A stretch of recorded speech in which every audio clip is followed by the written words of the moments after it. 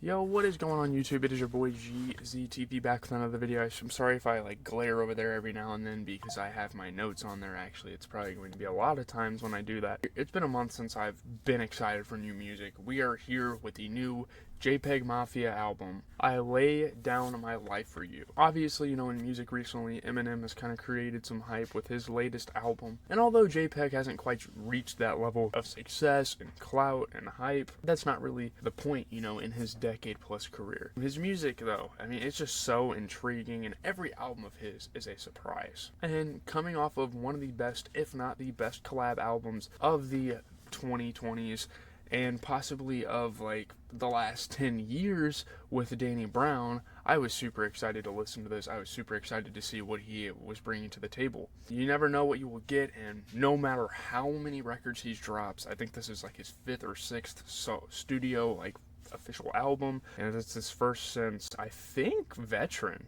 Yeah, you just never know what you're gonna get. He drops something different every time. You don't get that with a lot of artists, and the album cover is fucking sick. I didn't listen to any singles going into this, so it's completely new music for me. So I think that is going to make for that made for a really good experience as well. So let's just get into it. And some of these track titles, you have to see it to believe it. And first track is Oh Yeah! You guys know that's a normal thing for JPEGMAFIA to have some super abstract track titles, but some people have speculated that this is a Death Grips reference, which makes sense. The two kind of go hand in hand. Throughout their careers, they have been pretty much synonymous with each other in kind of this underground experimental hip-hop world. But this track is an absolute banger. So much aggression. It really shows this depressive, aggressive nature of Peggy, his mindset. This album is a really good representation of that. Love the Dylan Brooks reference. The guitar is absolutely fucking wicked. So getting into track 2 is Oh Yeah! This was the kind of huge single going into the album. We'll get to the lead single soon, but Sin Miedo means no fear, I think, in Spanish. This is some classic Peggy. Fast-paced vocal samples, crazy guitars, another good song for the album. And this is a demo of an earlier freestyle he did, apparently, so I'm just going to kind of give you guys some background on some of these records. So getting into track 3, we have Oh Yeah! You get some Jade vocals in the intro. There's a really, really good sample on this song. Sorry if I have the hiccups. Holy crap. I have such bad hiccups right now. But this is some pure hip-hop coming from Peggy on a song like this. And, sick drum loop. Obviously Peggy's production is insane, and it's been insane for his whole career. Even had a Cardi reference on there, so pretty dope track there. So getting into the next track is Oh Yeah! So obviously on the surface, this references DMX's album.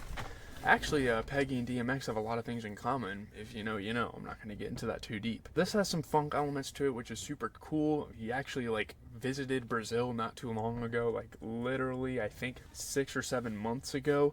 Obviously, in Brazil, funk is massive, and I love this integration of funk with his traditional style of music. It sounds goofy, but it's pretty cool at the same time. It actually, works to an extent for this track. So, yeah. Getting into Oh Yeah! I can't say I didn't expect a Vince feature. I think to an extent these two have some things in common. They have elements, weird, dark moments in their musical history that they kind of have in common. But I can't wait to see Vince Staples at Lollapalooza this weekend. That Senorita feature makes sense, but also that was a bit left field. Who would have thought that Future would have made an appearance on a Peggy album, and in this fashion? That was crazy to me. Man, Vince Staples sounded great on this beat. This was crazy. This beat was insane. Sonically and just as an experience, this song was pretty crazy. Getting into track 6, we have Oh Yeah! Oh Yeah! This is the album version. This was a single, but Peggy changed it for the album version. He nitpicked some of the production, added an alternate verse to it, obviously just kind of giving his fans something fresh, which is something I think a lot of artists should do. He didn't do it with Sin Miedo, but I don't think that song really needed that at all. I never heard the original, so this was a completely new track for me. It's possibly my favorite track so far, besides, the opening track. Up to this point in the album, the beat was fucking sick, man. So getting into track 7, which is Oh Yeah!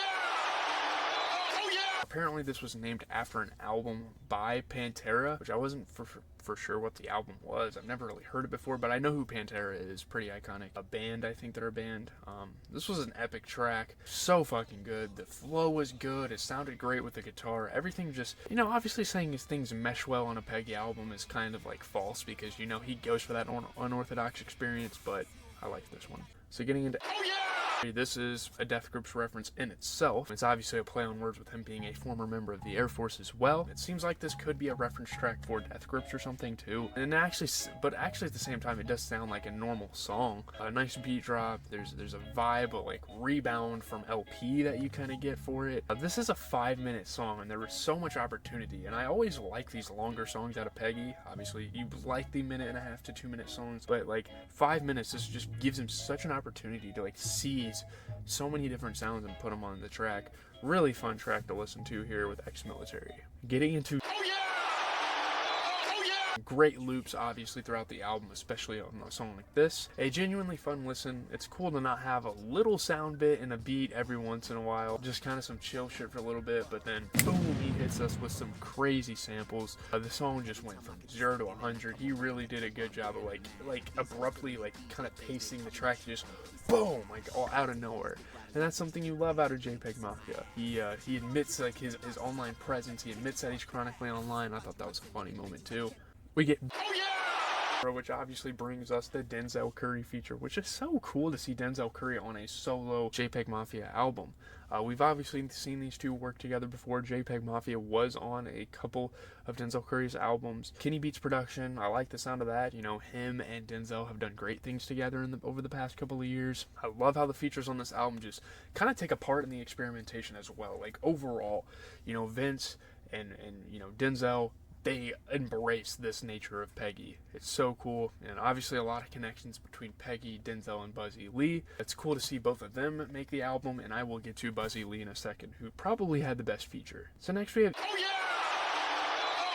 the song samples an AI-generated 70s blues song. That was pretty crazy. There's so many dope like little internet corners and little Easter eggs that Peggy just puts on his albums, and I love that about him. The sample was fucking awesome though. This was a very beautiful song. I think this was very well made by JPEGMAFIA. Oh my god, how do you think of this? This is pretty wild. I can say that about every JPEG song. Like, how are you thinking of these things, man?